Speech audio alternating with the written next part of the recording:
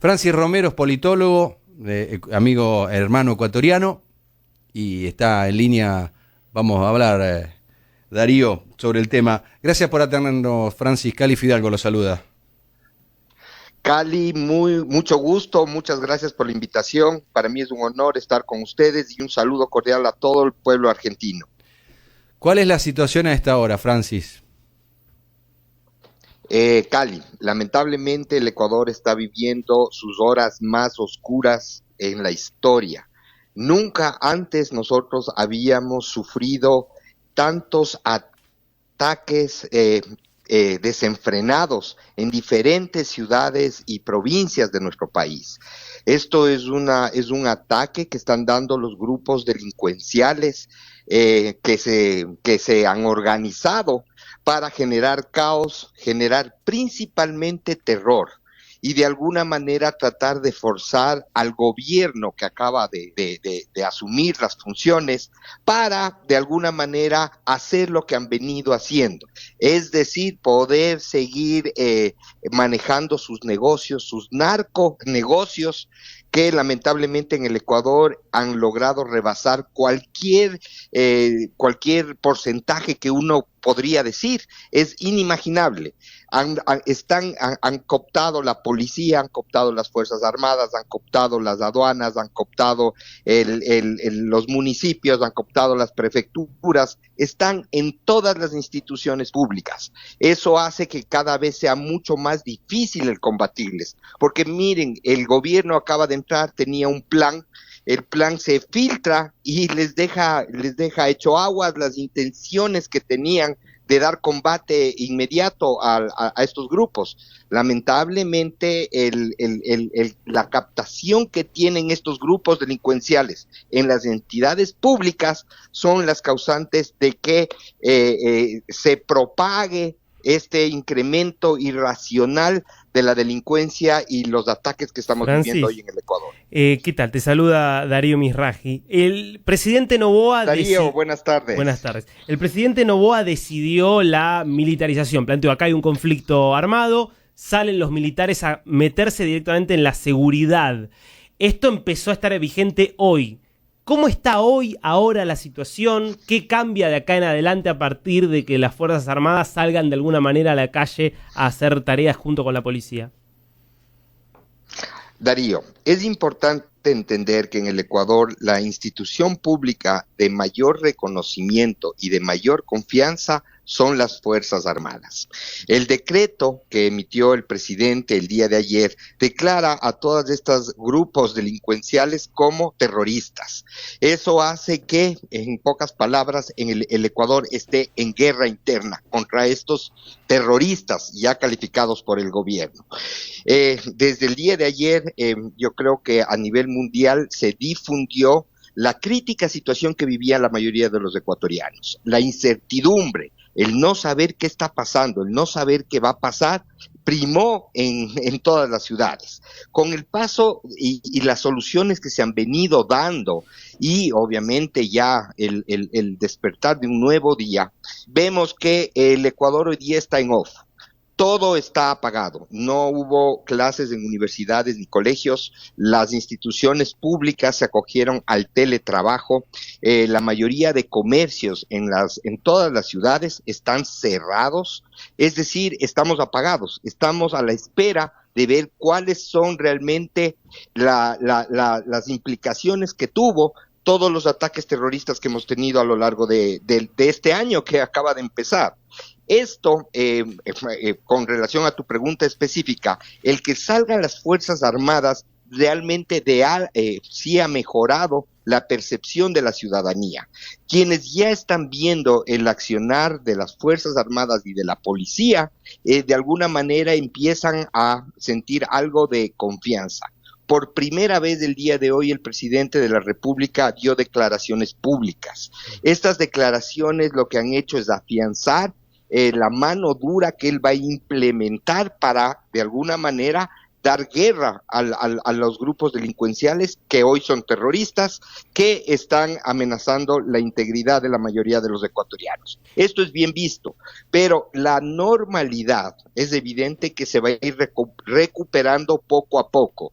En la tarde las ciudades parecen ciudades fantasmas, no hay mucho movimiento vehicular, no hay mucho servicio público, por miedo a lo que se vivió ayer y en días anteriores. El que cojan buses de servicio público, los incendien, taxis, carros de transporte, que es lo que hemos visto. Todos están tratando de precautelar su realidad y de alguna manera poco a poco, con la presencia de las Fuerzas Armadas en las calles, yo creo que se puede ir recuperando un poco el diario vivir de los ecuatorianos.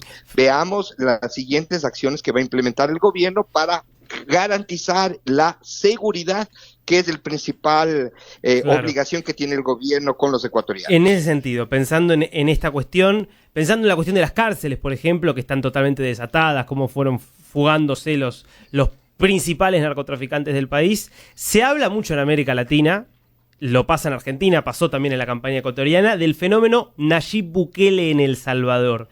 ¿Es posible y sería deseable, te parece a vos, hacer lo que hizo Bukele en El Salvador en un país como Ecuador?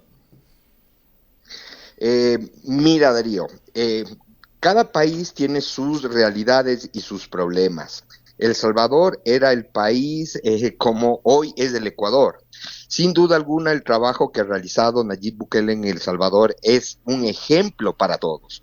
Este problema que hoy día afecta al Ecuador es un problema que no solo afecta al Ecuador, afecta a Colombia, afecta a México, afecta a Brasil, afecta a Perú, va a afectar a Argentina. Este mal, este narcoterrorismo sigue creciendo y sus tentáculos no tienen límites. El trabajo realizado por Bukele, las acciones que él implementó, yo creo que la mayoría de los ecuatorianos aspiran que Daniel Noboa las implemente en el Ecuador.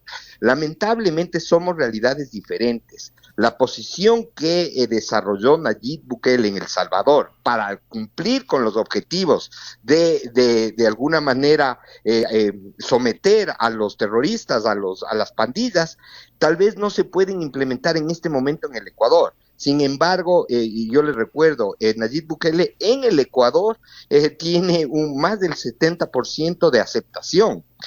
Si Noboa implementaría algunas de las acciones para dar combate a los terroristas, yo creo que serían bien vistas y bien acogidas por los ecuatorianos. ¿Por qué? Porque necesitamos ya soluciones. Este problema no nace en el gobierno de Noboa. Viene creciendo por décadas en el Ecuador y con las crisis políticas y económicas que vive el país, ha sido las principales razones por las cuales ha ido creciendo: la falta de trabajo, el que jóvenes puedan alinearse rápidamente a estos carteles por 20, por 30, por 40 dólares al día, hace obviamente que estos tengan un crecimiento exponencial. ¿Y eso qué quiere decir? Que ellos siguen tomándose no solo calles, barrios, sino ciudades que en este momento están bajo el control y bajo el sometimiento y el terror que están generando estos grupos de delincuencia organizada. Francis, ahora también digo, todos estos grupos de narcotraficantes se han metido en estructuras del gobierno. Así es, están infiltrados en todos los estamentos públicos del gobierno. Mira, tuvieron el Consejo de Seguridad, las decisiones que se tomaron en el Consejo de Seguridad, ya sabían los capos de las diferentes bandas. Se fugan antes de que ni siquiera empiecen a gestionar las acciones. ¿Qué quiere decir? Que se tiene que hacer una depuración general en todas las instituciones públicas. Una de las medidas, porque mira, ahora todos saben y creen que tienen las recetas adecuadas. Lo importante es entender que el gobierno, el presidente de la República, es el que tiene que marcar el norte y determinar cuáles son las acciones que se tienen que implementar. pero sin duda alguna él tiene que primero regresar a ver a su lado y ver en quién confía. Porque hoy día, gente que está sentado en su mesa está siendo de campana de muchos de las bandas de estas delictivas. Claro. Francis, escuché en los últimos días muchas críticas a algunas de las reformas legales que se hicieron en tiempos de Rafael Correa, y muchos planteando, bueno, la justicia en los últimos años fue muy benevolente con los delincuentes porque todo el tiempo aparecía determinados elementos en las reformas judiciales y en los códigos penales y demás que les permitían, por ejemplo, salir de las cárceles de máxima seguridad, tener una serie de beneficios que les permitieron hacer lo que quisieron. ¿Te parece que eso efectivamente fue así, que hay un sistema judicial que protege más a veces a los criminales que a la comunidad? Sin duda alguna, Darío, ese problema no solo lo tiene el Ecuador, lo estamos viviendo y creciendo a nivel mundial. Esto de que ahora los delincuentes tengan más derecho que la persona normal es una locura. La constitución que se aprobó en el Ecuador, la última, obviamente es mucho más proteccionista, pero la realidad, mira, puede ser proteccionista, pero si tú aplicas la ley a una persona que asesinó, no puede salir de la cárcel. El problema es que en el Ecuador la función judicial, los jueces, los fiscales, los abogados son quienes manejan corruptamente todas las sentencias. Hemos visto solo en esta semana casos que son de llorar, personas que se les detiene infraganti, salen a defenderse en libertad. Eso no es concebible en un Estado de Derecho. Eso lo único que refleja es el deterioro, lo sucio que está la función judicial, los jueces que venden sus sentencias, sus sentencias, sí, en base al monto de dinero que le dé la persona. Entonces, no solo es el problema de que una constitución es proteccionista, sino que el sistema está dañado, está sucio, está corrompido. Es muy fácil corromperles a los jueces, corromperles a los fiscales, corromperle a la policía.